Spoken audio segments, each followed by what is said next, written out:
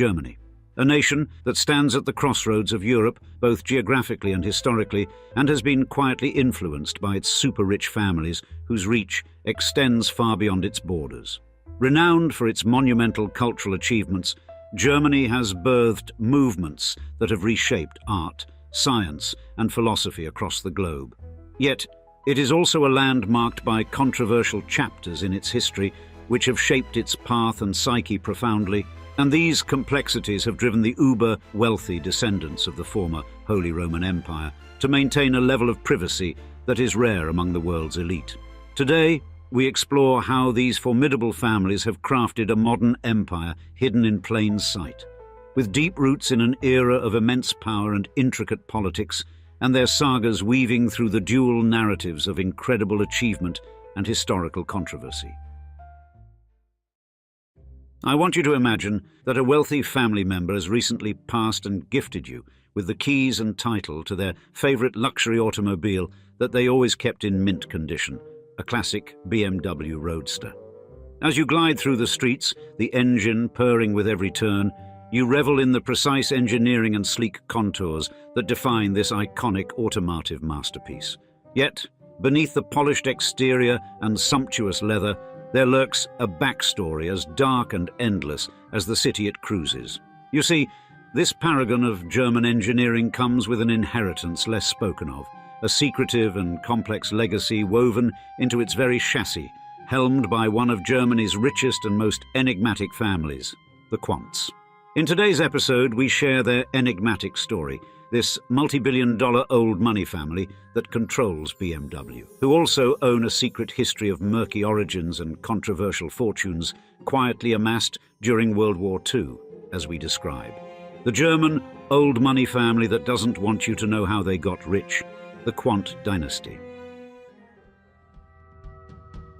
Step into the world of one of Germany's, and thus Europe's, richest old money families, the Quandts. Indeed, it's a hidden realm where the gleam of BMW's chrome and the whisper of power intertwine, steered by the enigmatic Stefan Quandt. Born not just into wealth, but into a legacy of automotive dominance, Stefan inherited a formidable 17.4% stake in BMW upon his father's death in 1982. By the close of 2022, this slice had swelled to a commanding 25.83%, positioning him as a titan in the global theatre of car manufacturing. And from its stronghold in Munich, BMW casts a vast shadow. Owner of Mini and the prestigious Rolls-Royce, BMW's influence stretches its tentacles across production lines that span continents, from Germany to Brazil and China. Its machines roll off the assembly lines in a near-mystical symphony of engineering prowess, holding dominion in over 140 countries, unfazed by global economic shocks, including those from the recent pandemic. Thus, the 2020s have, so far, not just been about survival for BMW, they've been thriving under Stefan's vigilant oversight since 1997.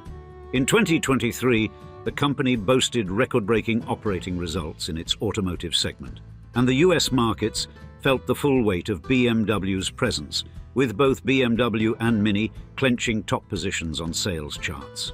But the tentacles of Stefan's shadowy empire extend beyond the autobahns adorned with his cars. His fortress, Delton AG, commands a diverse portfolio that infiltrates daily life with products ranging from homeopathic remedies to mundane household items such as mobile phone power suppliers and even coffee filters. Yet for all the opulent vehicles and billion-dollar payouts, a shroud of discretion envelopes Stefan Quandt. Unlike the flaunting of riches seen in others of his stature, Stefan lurks in the shadows, maintaining a low profile with his family in Frankfurt. And his calculated political donations to the Christian Democratic Union and the Free Democratic Party reveal a man engaged in a covert political chess game, maneuvering from behind the curtains. At the end of 2005, Stefan's life took a personal turn when he married Katerina, a software engineer, and celebrated the arrival of a daughter as the new year dawned. However, these snippets of his personal life are mere glimpses against the backdrop of his vast dominion. Parallel to Stefan's enigmatic world is his sister, Suzanne Hannah Ursula Klatten, a figure of quiet ferocity in her own right. As of January 2022, she stood as Germany's wealthiest woman, perched at the 50th position on the Bloomberg Billionaires Index. And her fortune, a legacy intertwined with her lineage, began with a hefty 50.1% stake in the pharmaceutical giant Altana. Furthermore, her share in BMW, inherited and then expanded to 19.2% after her mother's death, echoes her formidable presence on the supervisory board since 1997, next to her brother.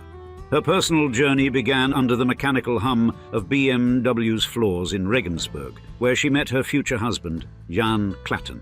They wed in 1990 in Kitzbühel, Germany, and bore 3 children, before divorcing in 2018.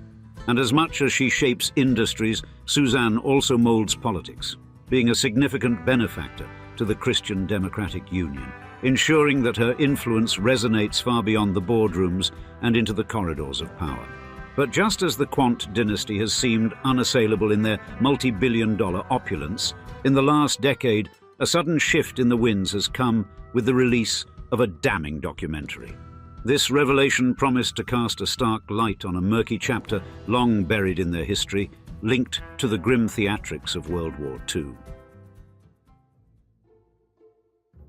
In the murky depths of Germany's illustrious industrial past, the Quandt family emerges as a figure shrouded in both wealth and shadows, with a lineage tracing its origins back to the fervent industrial expansion of the German Empire, and a time when the country was poised on the brink of becoming a global industrial powerhouse.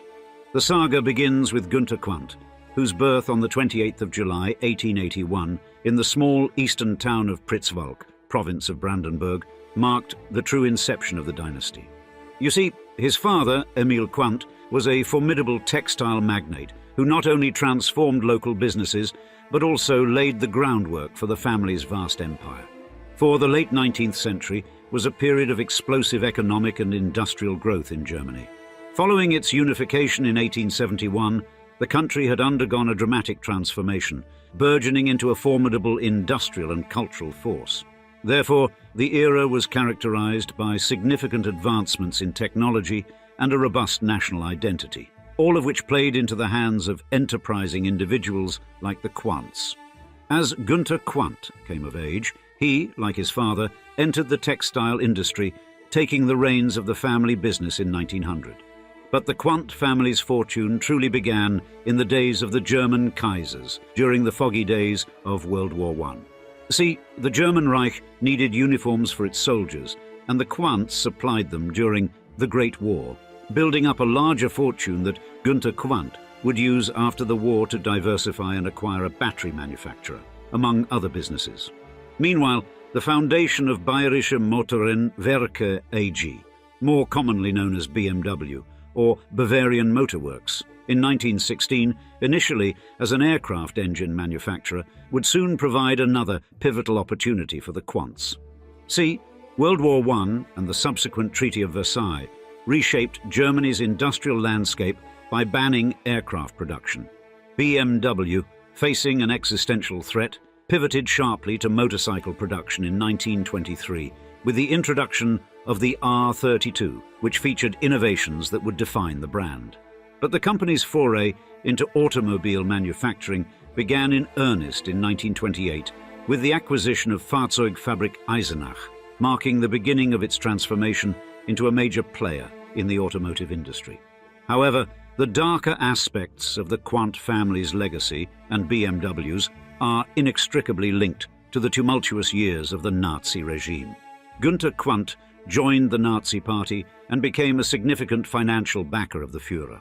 In fact, his commitment to the regime earned him the title of Wehrwirtschaftsführer, or leader in the military economy, in 1937, handed to him by Hitler himself, recognizing his substantial contributions to the war economy. But the grim reality of these enterprises was their reliance on slave labor from concentration camps, where the mortality rate soared to 80%. Notoriously, the AFA's Hanover factory was outfitted with its own execution area, underlining the severe and inhumane conditions that prevailed within these forced labor camps. And at the time, BMW similarly adapted its production lines for the war effort, focusing on the BMW 801 aircraft engine and using around 40,000 slave laborers, predominantly from the horrific concentration camp at Dachau. As the war progressed, the manufacturing of motorcycles and automobiles was deprioritized in favor of military production. The relentless Allied bombings eventually devastated BMW's factories, and post-war restrictions temporarily curtailed their core manufacturing activities, forcing the company to pivot to making household goods and bicycles. After the war, Günther Quandt found himself arrested due to his connections with Joseph Goebbels. Shockingly, their connection was so intertwined that they, at separate points in life, married the same woman.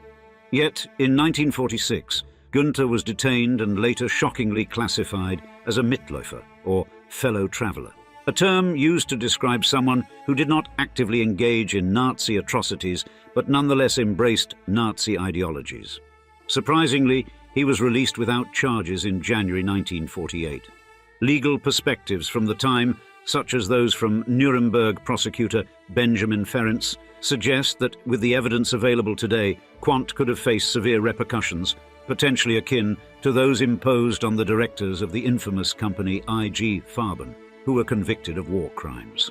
Despite this controversial past, Quandt swiftly re-established his presence in the upper echelons of German industry, securing positions on supervisory boards and earning accolades such as honorary citizenship from the University of Frankfurt in 1951. Günther passed on vacation shortly thereafter in Cairo, Egypt in 1954. But it was his children and grandchildren who would transition the Quandt family empire to a multi-billion-dollar enterprise that somehow evaded complete sanction from world powers. On the 22nd of June 1910, in the small German town of Pritzwalk, Herbert Werner Quandt was born to Günther and Antonie "Tony" Quandt. As the inheritor of the substantial family fortune, Herbert would go on to play a pivotal role in rescuing BMW from the brink of bankruptcy, transforming him into the automotive giant's largest shareholder. But Herbert's windfall was not merely a wealth of financial assets. It notably included a considerable stake in a then flailing Bavarian motorworks. You see, by the late 1950s, BMW was teetering on the edge of financial collapse, its vehicular sales plummeting, and its product range failing to captivate the market. And the company, riddled with operational challenges and fierce competition, stood on the precipice of being absorbed by Daimler-Benz, which would have undoubtedly dissolved BMW's independence.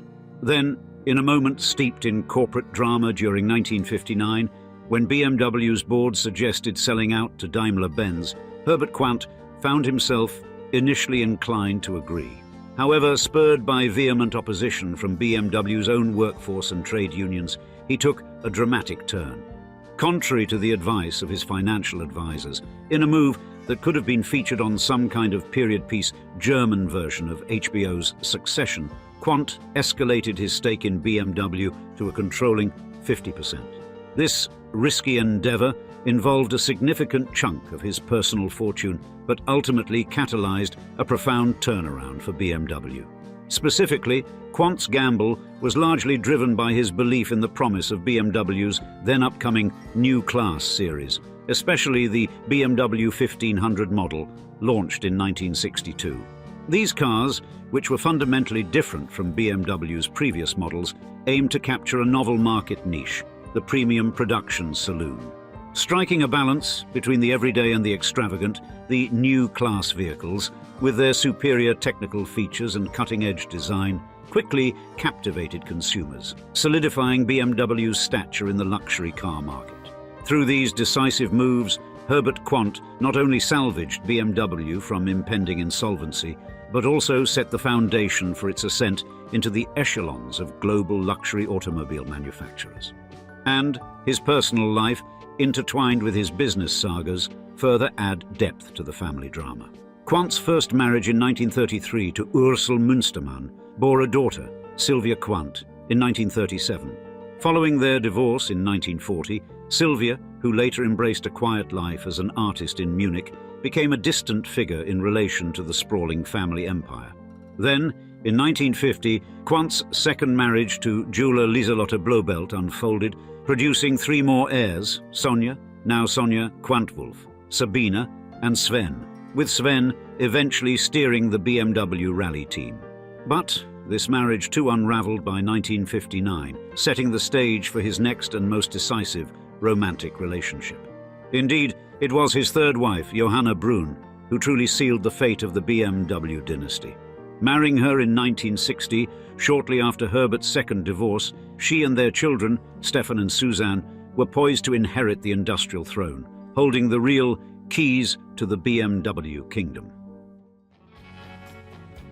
Johanna, originally Herbert's secretary in the 1950s, found herself entwined in the fabric of the Quandt dynasty as she ascended to become his personal assistant.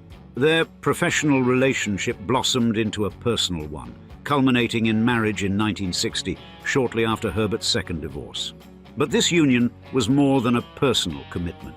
It was a strategic consolidation of power within the Quandt family, with Johanna becoming a central figure in both business and philanthropic endeavors until her death in 2015. And the offspring of this union, Stefan Quandt and Suzanne Klatten, were born into a world where business acumen was part of their heritage. Stefan, born on the 9th of May 1966, displayed an early affinity for science and engineering, leading him to pursue an engineering degree at the prestigious Karlsruhe Institute of Technology. His academic prowess set the stage for a career that would see him take up roles in key technology and manufacturing enterprises, including a stint at BMW. His formative professional years included valuable consulting experience with the Boston Consulting Group in Munich and a role as marketing manager in Hong Kong for Datacard Group, enhancing his understanding of global business dynamics. But his sister, Suzanne Klatten, born in April 1962, experienced a mixture of privilege and peril from an early age, with the attempted kidnapping of her and her mother when she was just 16, imbuing her with an even darker understanding of what dangers come with the family's wealth. Nevertheless, she pursued an education in business finance at the University of Mannheim, followed by an MBA, laying the groundwork for her future influence in the corporate sphere. Her professional journey was equally rigorous, encompassing roles at an American advertising agency as well as legendary consulting firms, such as the iconic McKinsey & Company. But as the 1980s dawned, a period of critical transition approached for BMW and the Quandt lineage. Patriarch Herbert Quandt's health was waning, thrusting the matter of succession into the spotlight, and the impending transfer of power to Stefan Quandt and Suzanne Klatten was set into motion by their father's deteriorating condition and subsequent passing. By inheriting substantial stakes in BMW among other assets, Stefan and Suzanne emerged as two of Germany's wealthiest individuals. In the early 2000s, BMW emerged from the shadows as a beacon of innovation and luxury in the global automotive landscape. By 2007, the company had cemented its status as one of the premier manufacturers of high-end vehicles, much of this success attributable to the significant influence and investment of the Quandt family. By then, Stefan Quandt and Suzanne Klatten collectively held over 40% of BMW's shares, and together they were valued at approximately $38 billion, positioning them among the elite in Germany's economic sphere. However, the illustrious image of BMW and the Quandt family was cast in a starkly different light following the broadcast of The Silence of the Quandts by German public broadcaster ARD that same year. This documentary brought to the fore the family's historical affiliations with the Nazi regime, particularly highlighting Günther Quandt, the family patriarch, and his son Herbert Quandt. The film's revelations about the use of forced labor in Quandt-owned factories during World War II and their political entanglements with the Nazis sparked a widespread public outcry, challenging the family's narrative and forcing a reckoning with their dark past. Therefore, the public response was immediate and fervent, leading to a profound crisis of identity for the Quandt family. Just 5 days after the documentary aired, the family announced their commissioning of an independent historical study to scrutinize their activities during Hitler's dictatorship. And this investigation, carried out by historian Joachim Scholtisek and concluded in 2011, starkly affirmed the family's complicity in Nazi crimes, stating unequivocally that the Quandts were linked inseparably with the crimes of the Nazis. Despite these grim findings, as of 2008, the Quandt family had neither offered compensation nor established any memorial at the sites of their former factories where forced labor was utilized. Moreover, BMW itself was not implicated in the historian's report, which perhaps offered a slight reprieve to the brand's image, but did little to absolve the family's historical burden. As the story of the Quandt family and BMW unfolds into the 21st century, the legacy of both remains a complex interweaving of industrial triumph and historical infamy. While BMW continues to stand as a paragon of automotive excellence and innovation, the Quandt family's past serves as a somber reminder of the often murky ethical waters of corporate and personal history. The year 1971. The location, Westphalia, Germany. And in the suffocating darkness of a wardrobe, Aldi supermarket co-founder Theo Albrecht, by then already a man of considerable wealth, faces the harrowing reality of his own kidnapping. Outside, his unlikely captors whisper in hushed murmurs, hoping to abscond with some of Theo and his brother's multi-billion-dollar fortune. Yet, amidst this turmoil, Theo's thoughts turned not to despair, but to determination. He envisioned a future where, if he were to escape this ordeal, he would not only expand his family's supermarket empire to unprecedented heights, but do so with a newfound commitment to secrecy. Indeed, this vision of the Albrecht dynasty's future victories was a lifeline for the ensnared Theo, a promise of a future where the lessons learned in captivity, resilience, frugality, and the value of staying out of the public eye would be etched into the very foundation of his family's ethos. In today's episode, we share the shocking saga of the Albrecht family, the $50 billion founding family of the Aldi supermarket chain, and still home to some of the richest people in Europe, as we describe the wealthy family who got kidnapped and then disappeared, Aldi and the Albrecht brothers.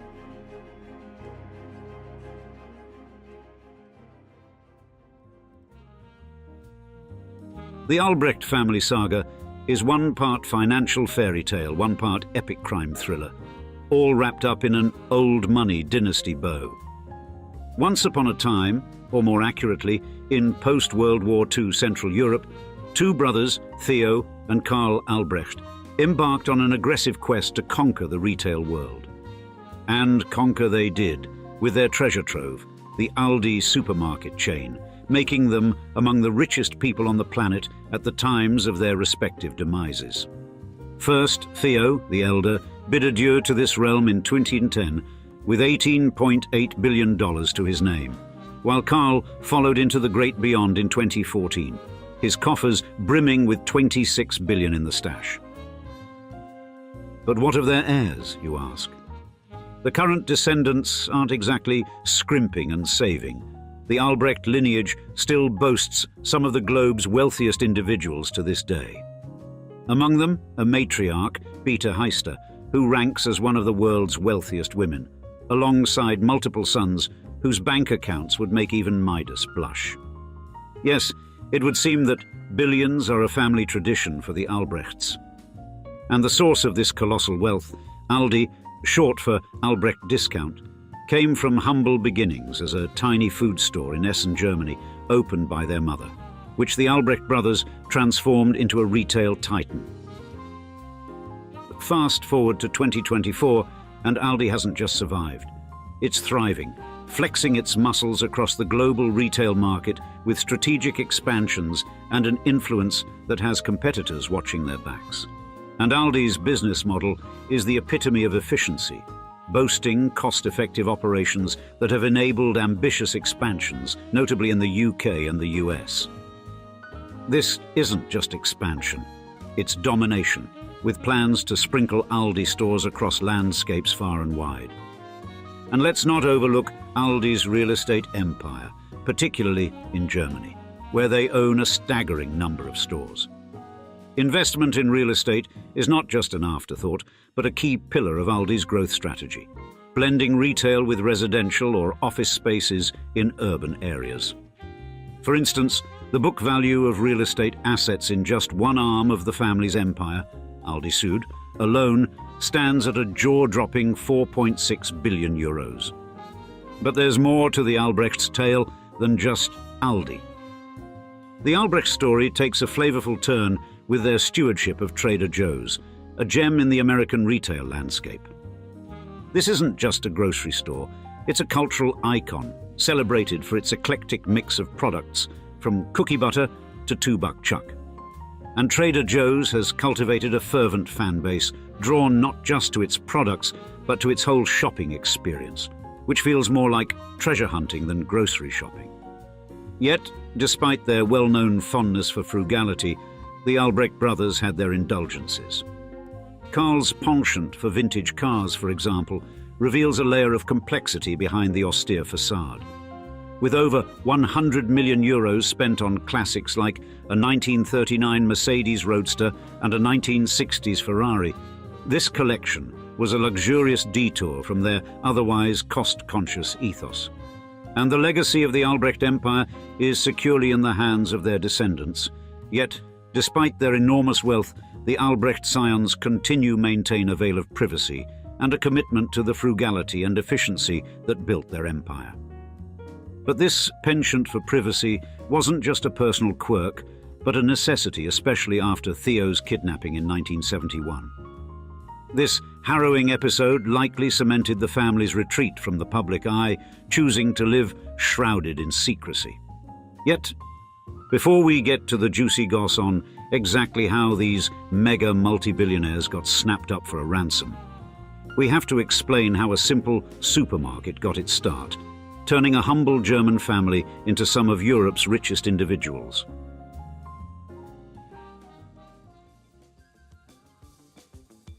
Amid the smouldering remnants of World War I, Essen, Germany, emerged as the cradle of a retail revolution destined to leave an unforgettable mark on the global commercial stage.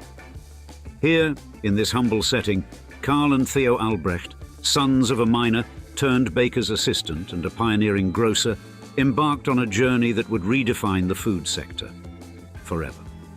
Born to Karl Albrecht Sr. and Anna Siepmann, Albrecht in Essen's working-class Schönebeck district, Karl on the 20th of February 1920, and Theo on the 28th of March 1922, the brothers were indoctrinated into the world of commerce through their mother's grocery store, a beacon of entrepreneurial spirit in the adversity-riddled landscape of early 20th century Germany. But the grocery store run by their mother wasn't merely a source of livelihood.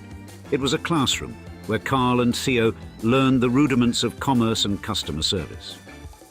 This environment, where business operations intertwined with daily life, imbued in them an understanding of the value of quality, efficiency, and the importance of catering to the community's needs. And their unfortunate tenure in the Wehrmacht, yes, that means what you think it means. During the tumult of World War II, with Karl sustaining injuries on the Eastern Front and Theo held as a prisoner of war by US forces, did little to dampen their resolve. Upon their return to Essen, they found their familial enterprise not only intact, but ready for a new chapter under their guidance. Assuming control, Karl and Theo embarked on a mission of expansion that saw their mother's modest venture grow into a chain of 13 stores by 1950. You see, their approach was unorthodox, yet simple. Focus on a select assortment of high-quality, low-priced items, a principle that, revolutionary at its inception, would come to define Aldi's ethos. Then, 1962 marked a watershed year for the Albrechts, with the formal establishment of Aldi, an abbreviation of Albrecht Discount. This was not merely a rebranding, but a radical reimagining of the retail experience. For, eschewing the conventional supermarket model, Aldi offered a streamlined selection of products, emphasizing volume and speed over variety, and this allowed the chain to undercut competitors without sacrificing quality, a formula that proved immensely successful. Thus, the Aldi model, characterized by its ruthless efficiency and a keen eye for consumer needs, quickly distinguished itself in the German market. And the brothers' vision of a retail operation that prioritized affordability and simplicity over frills struck a chord with consumers, soon setting the stage for Aldi's expansion beyond the borders of Germany.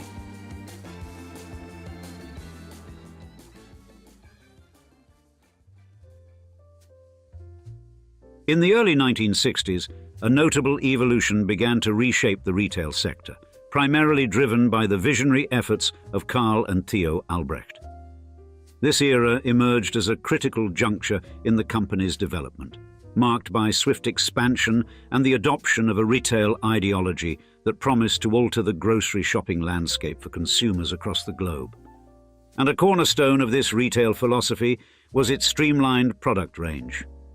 Contrary to the practice of conventional supermarkets, which presented consumers with an extensive array of choices, Aldi opted for a more focused selection, offering approximately 1,400 of the most in-demand items. This not only made the shopping process more straightforward for consumers, but also enabled Aldi to leverage scale economies and secure more favorable pricing from suppliers. Consequently, by concentrating on high-turnover items, Aldi was able to extend considerable savings to its patrons, reinforcing its stature as a pioneer in the discount shopping sector. And further distinguishing Aldi's approach was its Spartan store design and efficient layout. The stores were conceived to optimize space utilization and reduce operational expenses. For example, merchandise was presented on pallets and in cartons, enhancing stocking efficiency and operational simplicity. Thus, this model of operation allowed for significant cost savings, which Aldi passed on to its customers, further solidifying its pledge to deliver superior quality goods at the minimum prices. However, a critical moment in the company's history, and indeed for the Albrecht family personally, was Theo's abduction in 1971. You see, as Theo Albrecht departed from his establishment in Westphalia, he fell victim to an abduction at gunpoint, orchestrated by two individuals, and this incident thus initiated a 17-day ordeal that escalated into one of the most notorious kidnapping episodes in German history. Now the captors, Heinz Joachim Ollenburg, a lawyer entangled in gambling debts, and Paul Krohn, a convicted thief known as Diamond Paul, formed an improbable partnership in crime. Furthermore, their surprise was notable when they demanded identification from their captive, struggling to believe the figure of the man they saw in front of them. The unassuming Theo was the affluent businessman they aimed to abduct. Then, the duo set the ransom at 7 million Deutschmarks, equal to around 3.5 million US dollars, marking it as the largest ransom demand in Germany to that date. And despite the grim scenario, Theo's inherent thrift surfaced as he negotiated the ransom, an unprecedented act under such circumstances. Throughout his captivity, Theo was confined within a wardrobe in a Dusseldorf residence, enduring a peculiar and stifling confinement. Ultimately, the ransom's delivery was facilitated by Franz Hengsbach, the Catholic Bishop of Essen, serving as the go-between for the Albrecht family and the kidnappers. In the aftermath, Theo sought to deduct the ransom payment as a business expense, a move that underscored his steadfast frugality even amidst personal adversity, though this claim was ultimately denied. And the abductors, Ollenburg and Krohn, faced arrest, yet authorities only managed to recover half of the ransom. In fact, the fate of the unrecovered portion remains a lingering mystery, fueling speculation that it might be concealed in Switzerland. Following the harrowing episode, Theo Albrecht retreated further from the public eye, adopting measures to ensure his privacy remained intact. His interactions with the media dwindled to non-existence, and he took extraordinary precautions to avoid being captured by photographers' lenses. Indeed, the severity of the incident drove him to adopt heightened security protocols, including the use of armored vehicles and the practice of alternating his daily commute routes. But the repercussions of this distressing period extended beyond Theo Albrecht's personal sphere, permeating the family's business ethos and private endeavors. Already known for their elusive nature, the Albrecht family retreated further into privacy, earning them a description by Forbes as being more elusive than the Yeti. And it is noteworthy that the last publicly available photograph of Theo dates back to 1971, in the immediate aftermath of his release. However, a rare glimpse of the brothers together was captured in 1987 by journalist Franz Ruch, but such instances were few and far between. Additionally, both Theo and his brother Carl, reputed to own a secluded island in the North Sea, engaged in hobbies that included golf and the collection of antique typewriters. Theo's residence, a fortified estate with a view of the Ruhr Valley, exemplified his commitment to thriftiness, a trait that extended to his collection of pencil stubs, preference for simple attire, and unpretentious diet, heavily featuring potatoes. And his attention to cost-saving measures was famously highlighted when he critiqued the thickness of paper used for architectural plans, suggesting that thinner paper could yield financial savings. In the years that ensued, the Albrecht family's inclination for discretion and the legacy of the kidnapping incident continued to exert a profound influence on their operations and internal relationships, as we'll see in the next chapter.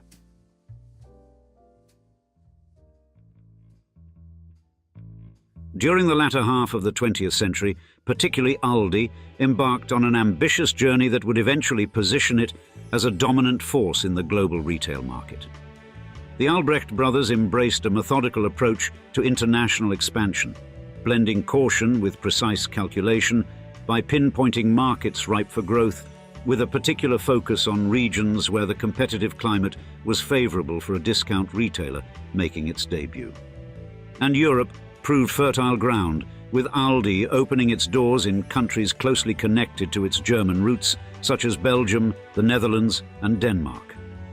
The entry into the Belgian market was particularly noteworthy, as Aldi established an impressive presence with approximately 260 outlets, culminating in annual sales reaching the $1 billion mark by 1992.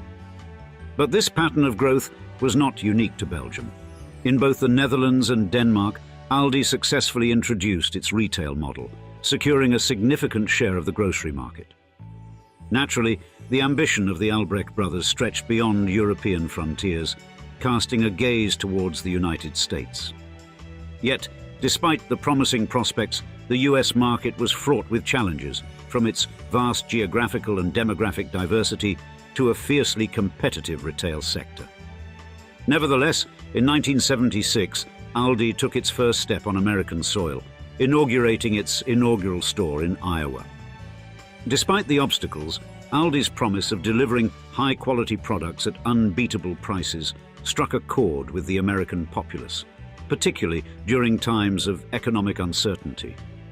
Additionally, diversification emerged as a pivotal element of Aldi's strategy during this era.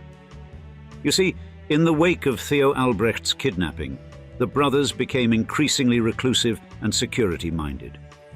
This incident catalyzed their decision to branch out into real estate and other ventures beyond the retail sphere, a move aimed at fortifying their financial standing and safeguarding their assets against the vicissitudes of the retail industry.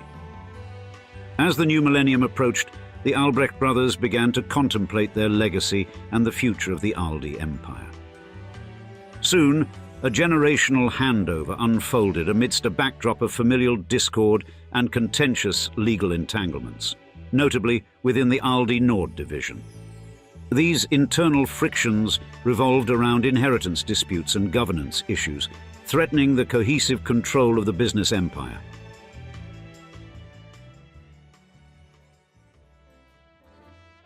With the passing of Karl Albrecht Sr.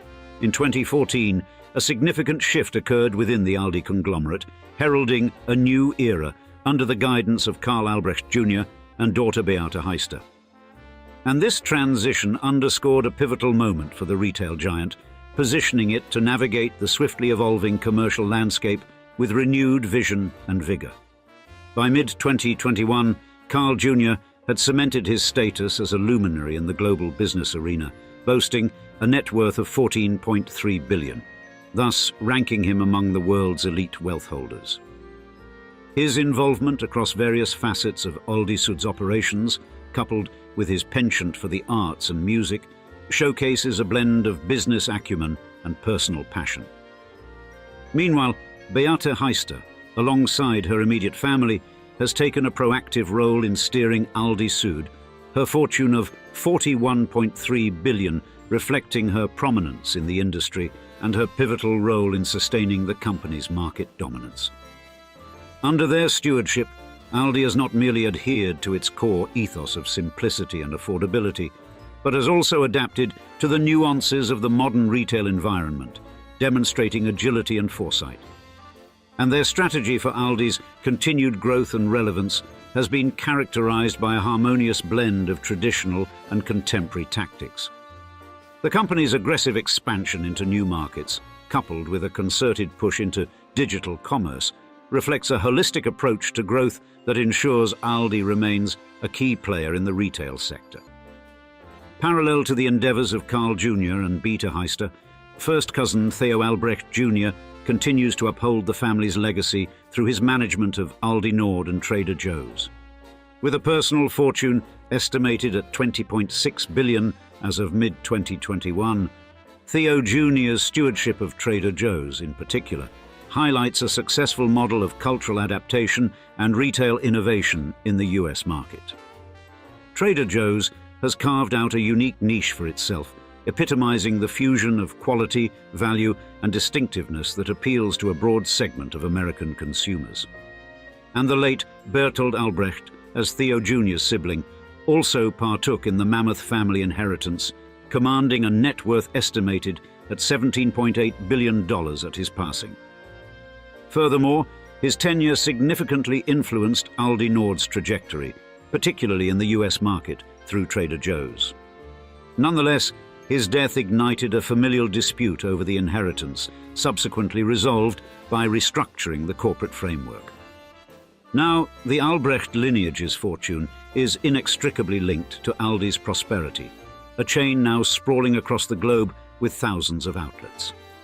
Despite their vast riches, the family opts for a reserved lifestyle, eschewing the limelight in favor of privacy, which, after all they've been through, is somewhat understandable. In the glamorous world of luxury automobiles and sizzling sports cars, where names of legendary families sparkle like chrome badges, it's often seen that over the generations, the power behind the company wheels have drifted away from the families whose names actually done the decals on the front of the vehicle. Think about Ferruccio Lamborghini, who saw his possible family empire shift ownership merely 11 years after revving up, or the Ferrari lineage, who had to watch as control of the prancing horse slipped from their grasp. Yet, amid this high-octane narrative of heritage and horsepower, there stands a surname that hasn't just clung to the steering wheel, but has floored the gas pedal on its legacy and fortune. In today's episode of Old Money Luxury, we share the saga of the Porsche family, steering a robust $55 billion automotive empire without any sign of slowing down. Indeed, this family tree is revved up with both engineering genius and controversial business practices, cutthroat corporate strategy and legendary design innovations, and generational wealth transfer that's sharper than a hairpin turn, as we describe the Porsche family, when $55 billion builds a luxury car empire. Hold on to your seatbelts, because the Porsche-Piëch family, an iconic Austrian-German industrial dynasty, is riding high with an estimated net worth of a whopping 22.5 billion euros as of 2024, placing them firmly as Germany's 7th richest family. And at the helm of this high-octane empire is Wolfgang Porsche, born amidst the engine roars on the 10th of May 1943 in Stuttgart, Germany. A true gearhead from the cradle, Wolfgang is not just any business mogul. He's automotive royalty and grandson of Ferdinand Porsche, the legendary founder himself, steering the family legacy with a firm grip on the wheel at Porsche AG and Volkswagen AG. But this family's fortune isn't just about inheriting an enviable last name. It's built on a solid foundation of owning a hefty 31.9% of Porsche SE shares that control a 53.3% slice of Volkswagen AG, making them the puppeteers behind one of the globe's largest car manufacturers. Yet, their influence in the automotive universe doesn't end at corporate boardrooms. The 2022 IPO launch of Porsche AG alone pumped up 9.1 billion euros, valuing the iconic car maker at a jaw-dropping 73 billion euros in total. But why stop at cars? The Porsche portfolio is as diverse as it is deep, from tech startups across North America, Europe and Israel aiming to revolutionize mobility and industrial tech, to plush real estate spanning Germany, Austria and Switzerland. These folks know the art of spreading their bets. And then there's the high seas. The Porsche-designed Elan GT6 yacht is where luxury meets seaworthiness. Stretching an impressive 15.14 meters, this flagship vessel isn't just a boat. It's a floating monument of Porsche's dedication to sleek design and raw power. Certainly, it's a perfect match for those who like their champagne on the deck of a yacht that cuts through waves like a hot knife through butter. Not to be outdone, the Frauscher X Porsche 850 Phantom air-electric yacht is a marvel of marine engineering. It's shorter, but no less sweet, spanning 8.67 meters of pure innovation with electric motors that zip through the water without so much as a whisper, and enough space to host a small soiree. But why keep it all sea level when you can fly? The Porsche family's private aviation fleet would turn any airline green with envy. The Cessna 680 Citation Sovereign Plus is just the start, boasting a range of over 11,000 kilometers and a speed that can outrun the sunset. And let's not forget the lineup of globals. From the 5500 to the 8000, each a sky palace with specs that could make a tech geek swoon. Indeed, whether it's on the Autobahn, across the Atlantic or high above the clouds, the Porsche dynasty isn't just getting from A to B, it's truly making moves. However, this classic car clan isn't all squeaky clean polish when it comes to its business origins. Let's head back in time to find out exactly how they made their billions and what secrets lurk beneath the revving engine.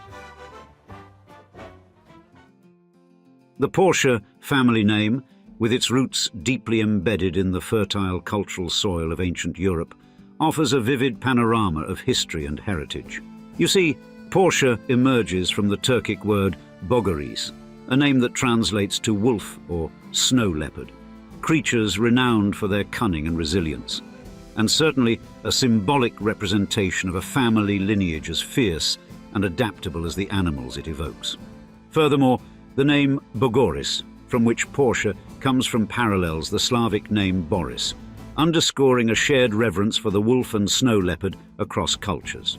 Contrasting with the wild echoes of Porsche is the surname Piëch, the other half of the family dynasty, originating from the German Pischart, or small stone.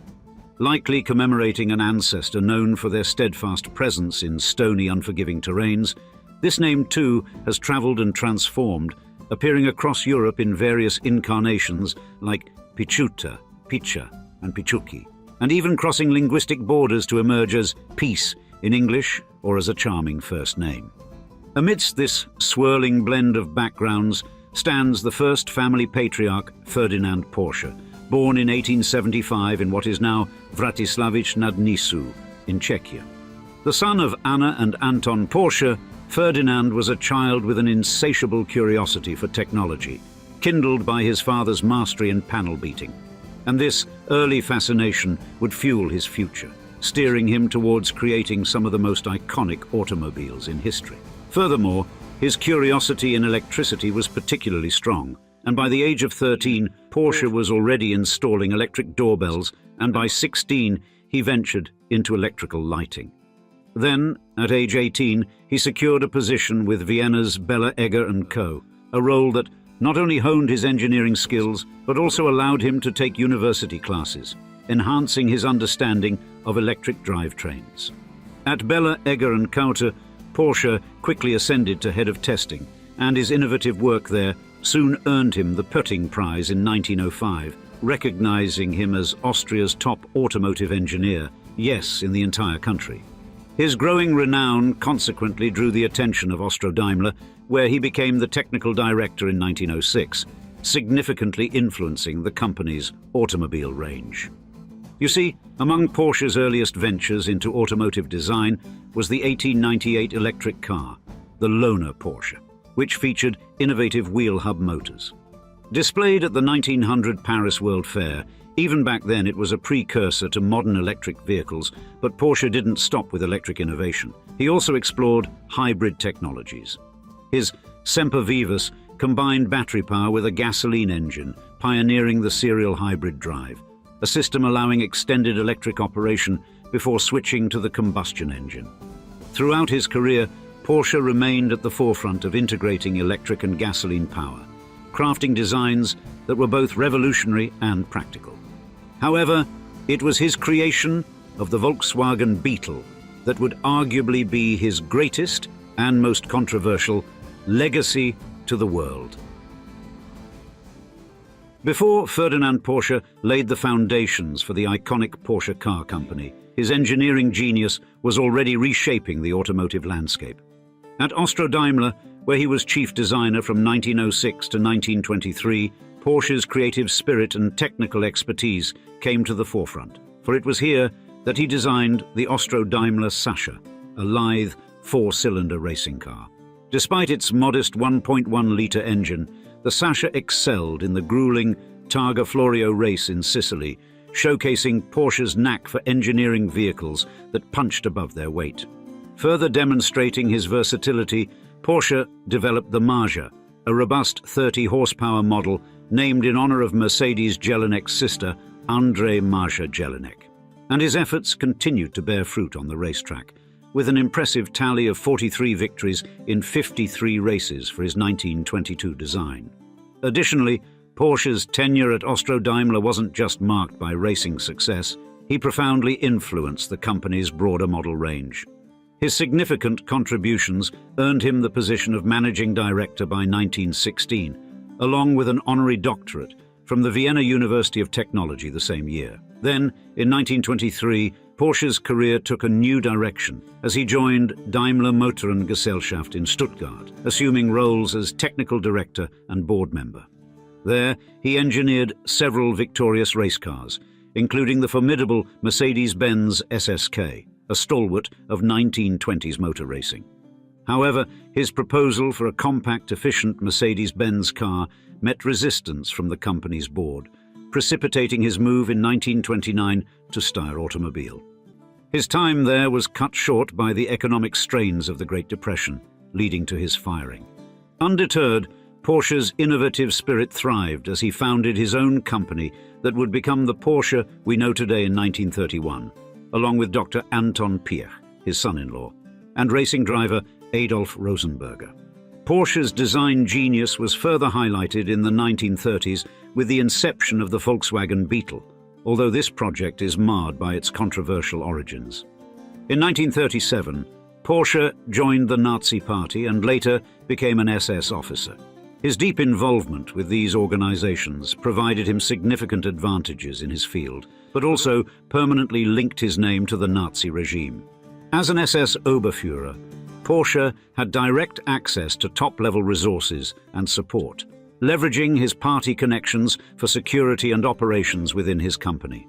Thus, the development of the Volkswagen Beetle, originally termed the KDF-Wagen, or Strength Through Joy car, emerged directly from Hitler's vision of an affordable car for the average German worker. You see, this initiative was part of the Nazi regime's broader agenda to promote lifestyle enhancements under their rule.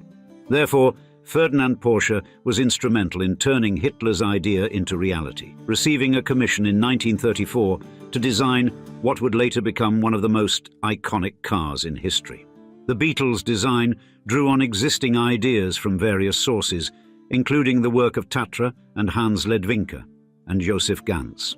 However, it was Porsche's expert engineering that transformed these influences into a functional, mass-producible vehicle, strongly backed by Hitler. The project received substantial funding from the Nazi government, intending to highlight the regime's accomplishments through this new, accessible automotive technology. By 1938, the Beetle's initial prototypes were being produced, showcasing Porsche's ability to bring innovative automotive concepts to fruition.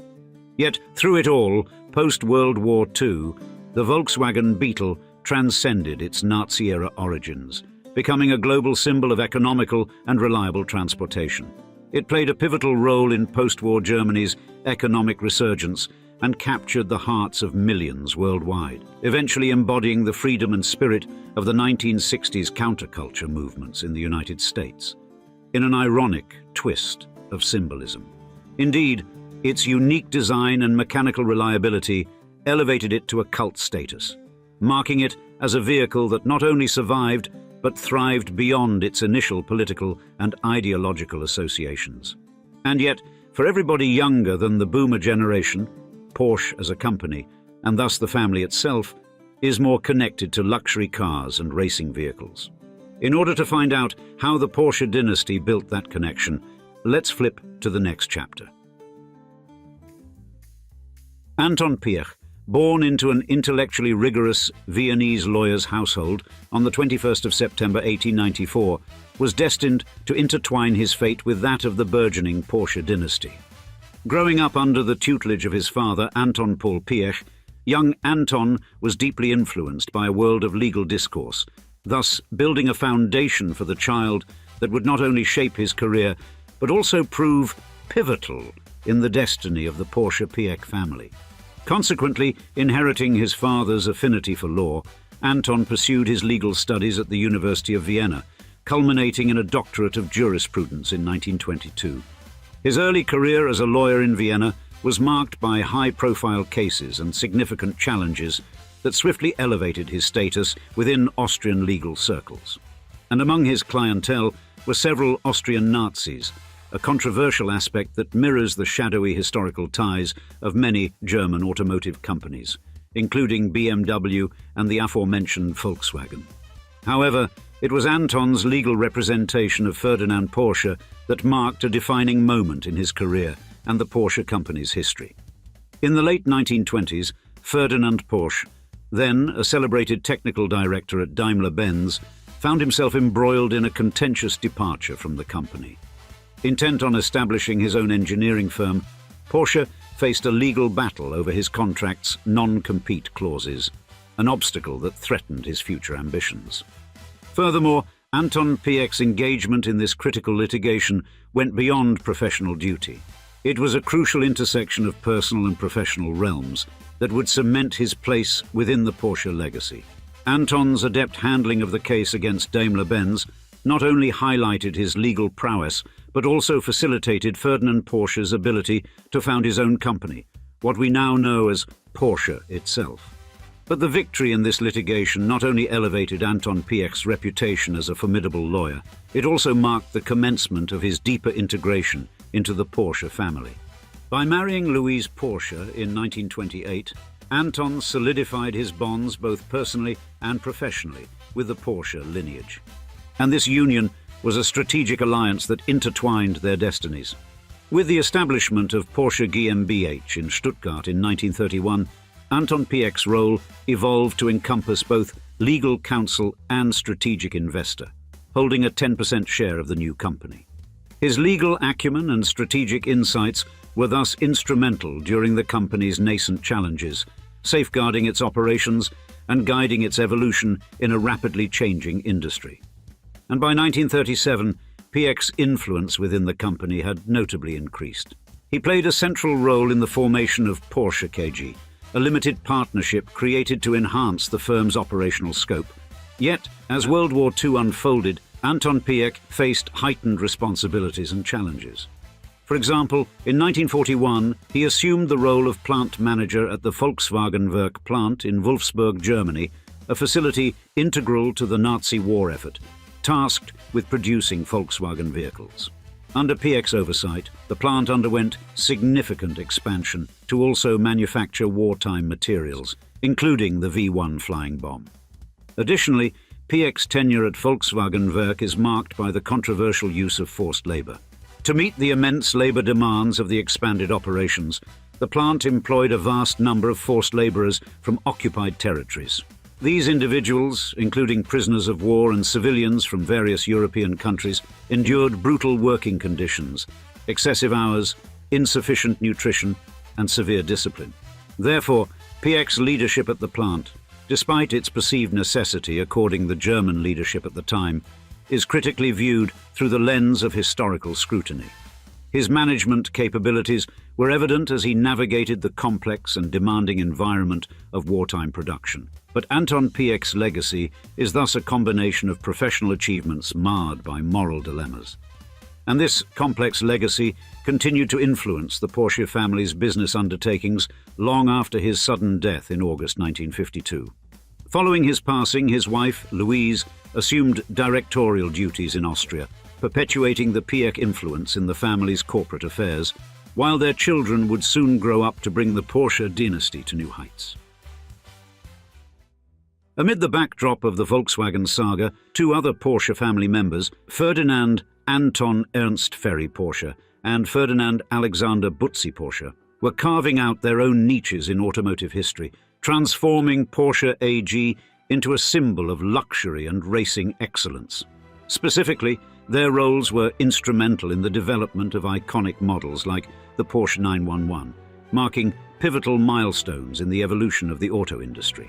First, Ferry Porsche, born in September 1909 in Wiener Neustadt, Austria, was also raised in an environment steeped in automotive innovation. His father, the aforementioned Ferdinand Porsche Sr., helped Ferry hone his knowledge through years spent at the family design office, where he was among the initial employees. But World War II brought challenges and opportunities for Ferry. With his father imprisoned, he assumed leadership of the family business. Yet, after the war, in 1948, in a small sawmill in Gmünd, Austria, Ferry bounced back and actualized his vision by creating the Porsche 356. This car was not merely another addition to the burgeoning roster of post-war vehicles. It represented the birth of the Porsche brand, being the first to prominently feature the Porsche name. As such, it was a crucial foundational element in the company's storied history. The 356 was pioneering on multiple fronts. Its design broke away from the norms of its time, featuring a lightweight, streamlined body that was rare in automotive design during that era. The rear engine configuration, which would become a hallmark of Porsche vehicles, was innovative for offering a lower center of gravity, enhancing handling and driving performance, a novelty that spoke directly to sports car enthusiasts. And in the broader automotive world, the Porsche 356's introduction was a landmark event. It challenged prevailing automotive manufacturing and design philosophies, emphasizing that sports cars could be both aesthetically pleasing and technically superior. Its success on the market catalyzed a shift towards performance-oriented sports cars among European manufacturers, influencing a generation of automotive design. Furthermore, under Ferry Porsche's leadership, the commitment of the company to motorsport was not only maintained, but significantly intensified. Thus, Porsche's involvement in racing became a cornerstone of the brand's identity under his stewardship. The introduction of the 550 Spider marked the beginning of this era, but it was the development of the Porsche 917 that underscored the brand's racing pedigree. For example, the 917's victory at the prestigious 24 Hours of Le Mans in 1970 was an iconic moment to commemorate Ferry's belief in motorsports as a crucible for testing and refining road car technology. And this philosophy, that a car's true mettle is proven on the racetrack, became a guiding principle for the company. Therefore, Ferry Porsche's vision transformed Porsche into a brand celebrated not just for its luxury, but for its indomitable spirit in the competitive world of motorsport. Continuing this legacy, Ferry's son, Ferdinand Alexander Butzi Porsche, born on the 11th of December 1935 in Stuttgart, Germany, infused fresh energy into the family's automotive ambitions. Butzi, a graduate of the Ulm School of Design, left an indelible mark on automotive design with the creation of the Porsche 911 in 1963. Conceived as a successor to the 356, the 911 was initially named the 901, but underwent a rebranding due to Peugeot's rights over car names with 3 digits, where the middle number is 0. And the 911 emerged as an instant classic, epitomizing Porsche's blend of technical brilliance and aesthetic appeal. You see, Butzi Porsche's philosophy of marrying functionality with simplicity in the design of the 911 created a vehicle that not only excelled in performance, but also stood out for its distinctive aesthetic appeal. Specifically, the rear engine layout of the 911 broke from conventional sports car designs, granting it unique handling characteristics and a robust sporting profile. Thus, this innovative approach didn't just redefine standards in car design, it solidified the 911's position as a central figure in the luxury sports car market. Indeed, the 911 remains a cornerstone of Porsche's identity, continually evolving over the decades while still retaining the essential attributes of Butsi's initial design. Today, the model exemplifies a blend of tradition and innovation, maintaining its revered status within the automotive community. Together, Ferry and Butzi Porsche have woven a legacy of innovation, performance, and stylistic excellence that continues to drive Porsche AG forward. Yet, as important as design is to the growth of a car company, without the business being handled, all the brakes get pushed. In the next chapter, we'll see how a specific family member turned Porsche into a global money-making behemoth. Ferdinand Piëch's tenure as the chairman of the Volkswagen Group from 1993 to 2002, and again from 2002 to 2015, was a period of transformative change, turning the conglomerate into one of the world's preeminent automobile manufacturers. You see, Piëch, who joined Audi in 1972, applied his strategic vision to revitalize the brand, enhancing its status to become a globally respected luxury automaker. And his significant contribution to the development of the Audi Quattro, an innovative all-wheel drive system, gave Audi a definitive competitive advantage in the market. During his second stint at the helm of Volkswagen Group, Piëch was pivotal in launching major initiatives, like the creation of the Volkswagen Phaeton. This luxury sedan was designed to compete with the world's elite, signifying VW's ambitious entry into high-end markets. Furthermore, he spearheaded the development of the Bugatti Veyron, a high-performance sports car that became a testament to Volkswagen's engineering capabilities. Piëch's role extended beyond conventional automotive design to influencing VW's strategic direction towards electric vehicles and autonomous driving technologies, sectors anticipated to dominate future mobility. His visionary approach laid the groundwork for Volkswagen Group's advancements in these critical areas. However, Piëch's leadership style was not without its detractors. Known for his assertive and sometimes domineering personality, Piëch leveraged internal rivalries to strengthen his own position, a tactic that often led to friction within the corporate hierarchy. Notably, this aggressive management style precipitated his confrontation with VW chief executive Bernd Pischetsrieder, whom Piëch replaced in a move that underscored his influential but contentious leadership. Beyond the boardroom, Piëch's personal life was equally complex and intertwined with dramatic family dynamics. He fathered 12 children across 4 different relationships, his familial affairs marked by liaisons that included relationships with his cousin's wife and other significant partners. These personal choices led to considerable familial strife, and his long-term relationship with Marlene Porsche ended when he left her for Ursula Plasser, a nanny with whom he had 3 children. But Piëch's enduring impact on the automotive industry and his strategic influence on Volkswagen Group's trajectory are undeniable. His leadership not only propelled VW to become Europe's largest car maker, but also positioned it as a formidable player on the global stage. Moreover, Piëch's legacy continues through his descendants, many of whom have taken roles within the industry, perpetuating the family's long-standing influence in the automotive sector. Now, Wolfgang Porsche, as the current chairman of Porsche Automobile Holding SE, has profoundly influenced the leadership and strategic direction of the company. His role extends beyond mere operational oversight to fundamentally defining Porsche's identity and shaping public perception of the brand.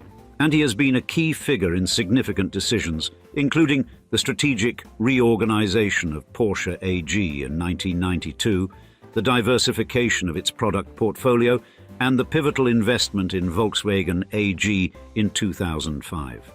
Under Wolfgang Porsche's stewardship, the company has adeptly navigated evolving market dynamics. It has made substantial investments in electric vehicles and digital technologies, preparing for a future where these elements will drive growth.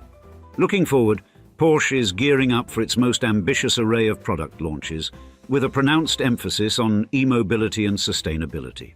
The lineup includes the all-electric 718 and Cayenne set for release mid-decade, along with plans for an innovative electric SUV that will surpass the Cayenne in scale.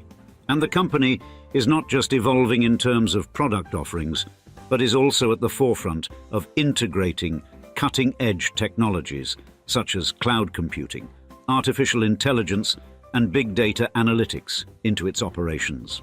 Yet, as Wolfgang Porsche considers the future leadership of the company, succession planning has become a focal point.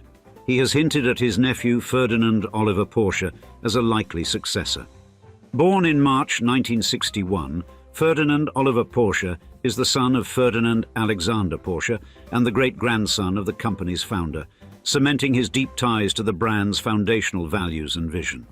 Already actively involved in key company committees, Ferdinand Oliver represents the next generation in the Porsche-Piëch lineage, poised to continue the family's legacy in the automotive industry. I want you to close your eyes for a moment. The year is 1986. Picture yourself on a spaceship, traveling back in time to a destination incomparable in ridiculous splendor and extravagant excess in a galaxy far, far away.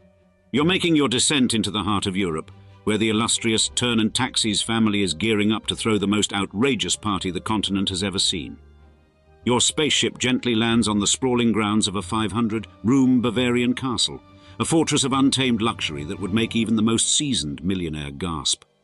You take a deep breath, shake off the interstellar jet lag, and walk headfirst into the eccentric, jaw-dropping, and insanely over-the-top world of Prince Johannes's 60th birthday bash, hosted by none other than his audacious and headstrong wife, Princess Gloria, nicknamed Princess TNT. At the center of this storm of excess, you'll find a birthday cake. But this is not your typical run-of-the-mill supermarket sheet cake. This is a monumental tribute to the man of the hour, decorated with 60 marzipan phallic symbols. We'll call it that to keep cool with our YouTube overlords, one for each of the prince's audacious, boundary-pushing years. Around you, the glitterati of the world are swirling in a dance of extravagance. The champagne is flowing like the river Danube. The music echoes through the castle's stone corridors, and the laughter and chattering of socialites, rock stars, fashion icons, and blue-blooded aristocracy blend into a symphony of affluence and influence. Snap back to reality. Glad to have you back with us. Your first question, I'd venture, is, what just happened to you? Well, allow me to elaborate here on today's episode of Old Money Luxury, as we take you on a journey through the wild and wonderful world of the party animals of old money Europe, the Thurn and Taxis dynasty. Now, looking back, if there's anything to be said about the Thurn and Taxis family, it's that they've got longevity. They've managed to stand the test of time, harking back to the 12th century, when they were known as the Counts della Torre. These Italian gentry settled in picturesque Cornello, following a bitter struggle for the glimmering city of Milan. Family legends spin an interesting yarn. The Taxis are direct descendants of these Counts della Torre, and it seems Emperor Ferdinand III was more than happy to buy into this narrative. He handed them the right to use the Count's coat of arms and name, in addition to their own. Thus, from 1650, they've been known as the Thurn and Taxis family. Now here's where it gets really juicy.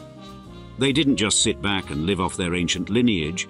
The Thurn and Taxis family became the tycoons of postal services, dominating for about 4 centuries. They held the reins of postal systems across Western and Central Europe, even under the Holy Roman Empire, later competing against government services. Picture it, an army of 20,000 horseback riders, thundering across Europe, delivering post from Britain to Bulgaria.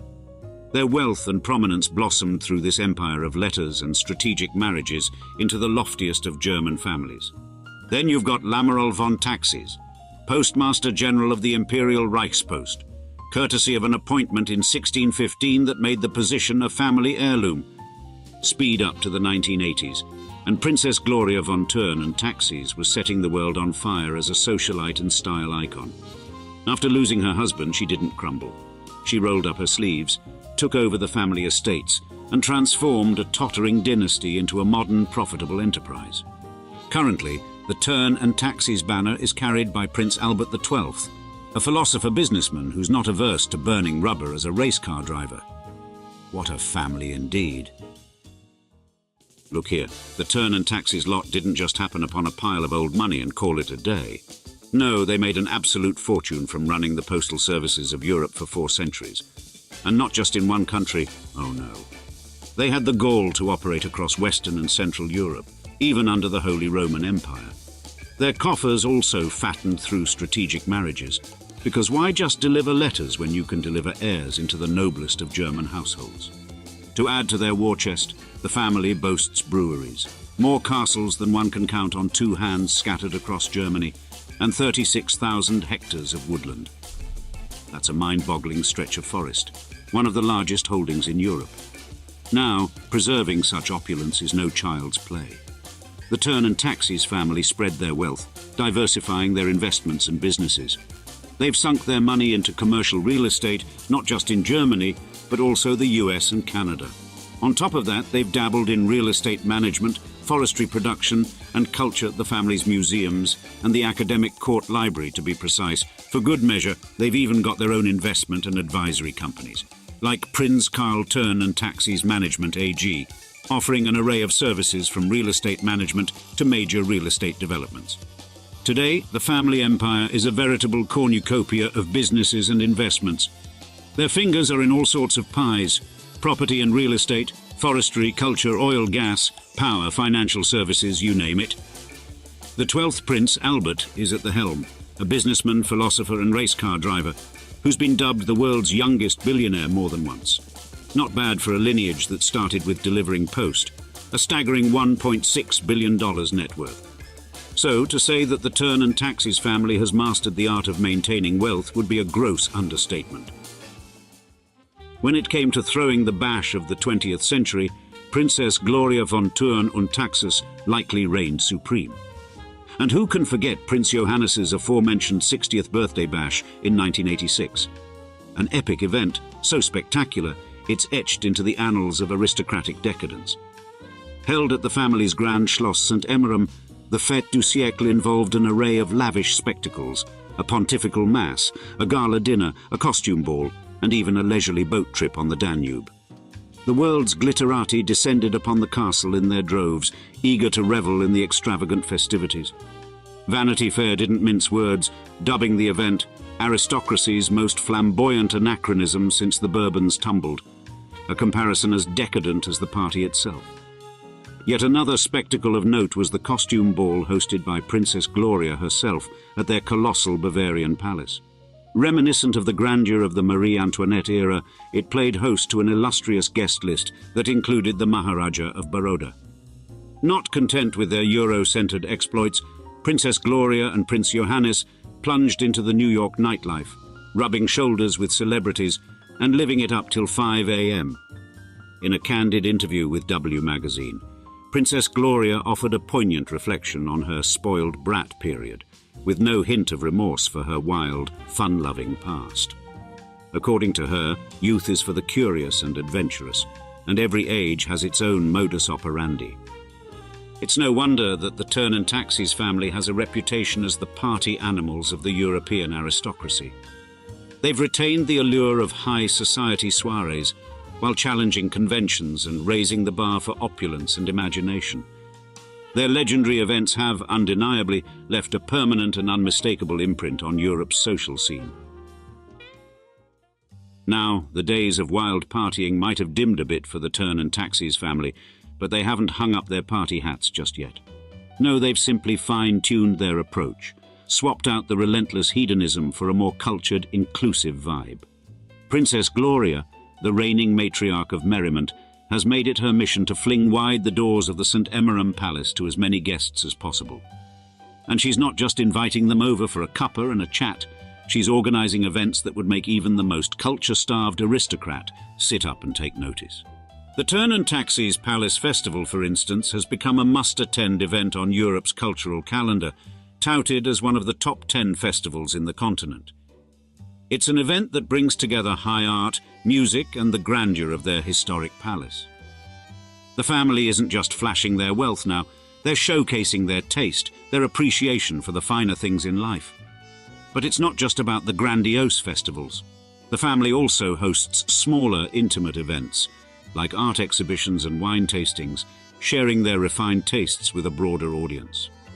Thus, in this modern era, the Thurn and taxis have smartly recalibrated their image from the extravagant party throwers of yore to influential patrons of the arts.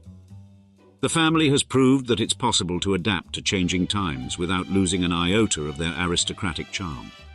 The parties might have evolved, but the Thurn and taxis' status and influence remain undiminished.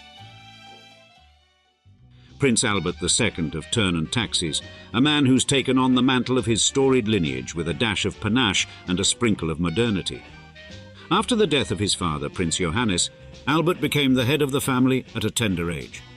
But don't be fooled, he's not just a princely figurehead, he's a businessman, a philanthropist, and a race car driver to boot. Talk about wearing multiple hats, or should that be crowns? Then, of course, there's the indomitable Princess Gloria, the ex-socialite who's traded in her days of wild parties for a more sedate existence as a patron of the arts. Albert's sisters, Maria and Elizabeth, are also making their own marks, the former as an artist and the latter as a journalist, keeping the family flag flying high in the realms of arts and letters. Now, the Thurn and taxis family is a hive of activity. There's the vast estates they manage, the beer they still produce under their family name, and the palace doors they've thrown open to the public. But it's not just about keeping the coffers full and the stately home busy, it's also about giving back. Albert's philanthropic ventures are a testament to that. But let's address the elephant in the room, the family's past reputation as the party animals of the European aristocracy. Yes, they used to be notorious for their extravagant shindigs and flamboyant lifestyles, but times change, and so have the Thurn and taxis.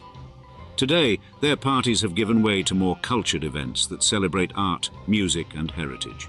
In a world that's forever evolving, the Thurn and taxis have deftly managed to evolve too, shifting from the party animals of yesteryears to the distinguished patrons of arts and culture today. They've held on to their esteemed status while adapting to the changing times. And that, viewers, is a feat worthy of a toast, preferably with a glass of Thurn and taxis brew.